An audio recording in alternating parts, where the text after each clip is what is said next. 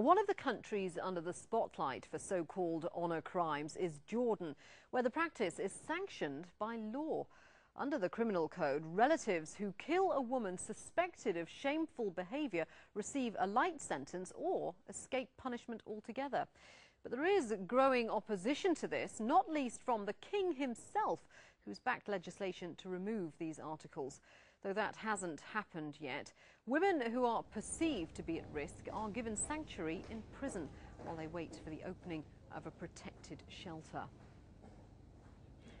Meanwhile, in Turkey, the law has been changed. Provocation is no longer a defence, and the government has introduced life sentences for such crimes.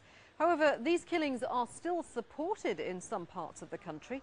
It's estimated at least 60 women are killed in Turkey in this way every year. Well, as before, I'm joined in the studio by Huzan Mahmoud, a women's rights activist, and Dr. Sharif Kanana, a professor of anthropology from Boğaziçi University. And we're also joined on the line from Istanbul by Pina İlkaracan, founder of Women for Women's Human Rights Organisation. Welcome to Every Woman, Pina. First of all, can I ask you, even when laws are changed, as they have been in Turkey, why does the practice of honour crimes still persist? In fact, in Turkey we've been working against honour crimes for at least 15 years as the women's movement. And it's through this work that in our analysis, it is very clear to us that honour crimes is only one way of controlling women's sexuality.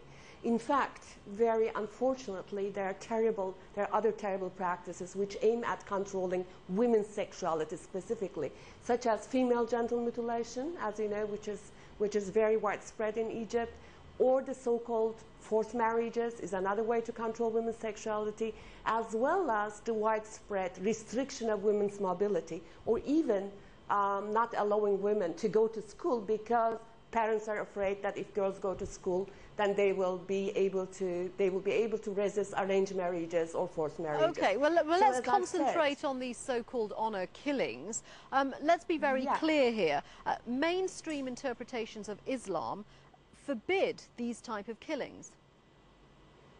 That's for sure, and in fact, through years of activism, we have succeeded in getting the Turkish Department of Religious Affairs, Diyanet, issuing a fatwa saying that honour crimes are absolutely against Islam and it's one of the biggest sins in the world. So why does this perception persist that if a woman is killed in order to save the honour of a family, that's somehow okay, that's somehow not a crime? Yes. As I've said, you see, as you have said, changing the laws is not at all enough. By the way, I would like to make a correction. As we were trying to make a big reform of the Turkish Penal Code, which also deals with the honour crimes, this was a huge campaign in Turkey between 2002 and 2004, and we had about 40 different demands.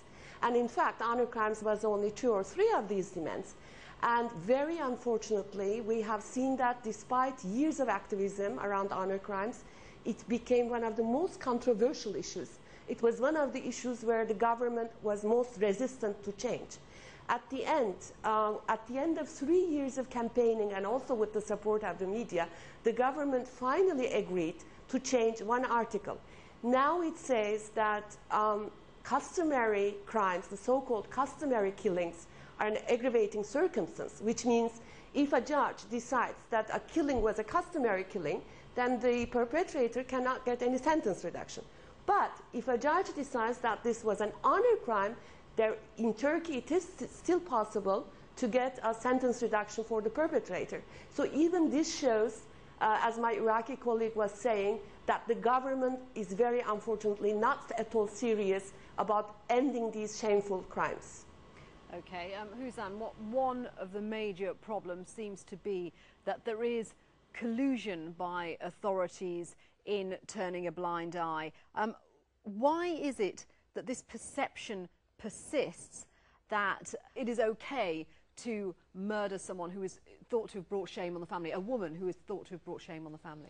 Well, in my opinion, I mean, it is very important that women's rights activist organizations, I mean, in Turkey, worldwide, in Iraq, Kurdistan, they've been very active and they have managed to change laws and to make constitutional reforms. But the main problem, again, is the government. Because in my opinion, any culture, I mean, so-called honor killing is not a culture, it's a crime. It is not supposed to be a culture. But I think this is the culture of the governing people, the people who are in the government. They are the ones who want, in my opinion, who compromises on women's lives, on women's rights, on women's dignities. And they often interpret Sharia law in order to give them justification. Well, in my opinion, Sharia law is responsible as well. Religions are responsible as well. Tribalism, tribal systems, these are all responsible as well on this, on maintaining this deadly phenomenon, which is called so-called honor killings, in my opinion. Do always the victim of tribalism, of religious so-called values, reactionary values, in my opinion, and most of all of a victim of a government that doesn't pay attention to the women's lives. And that goes back to the notion of women being subhumans, second-class citizens, and therefore their lives are not important. Why does the authority sort of collaborate?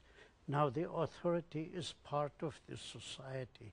Why do we expect the authority to be different from the rest of But why do the authorities not see it as a crime? Murder is a crime, regardless of the reasons. Because the whole society does not see it as a crime. And therefore, if the authority sees it as a crime, it will be going against the whole society. Also, trying to understand what's going on is different from trying to change what we want things to be. Now, these values, these customs, these habits are thousands of years old.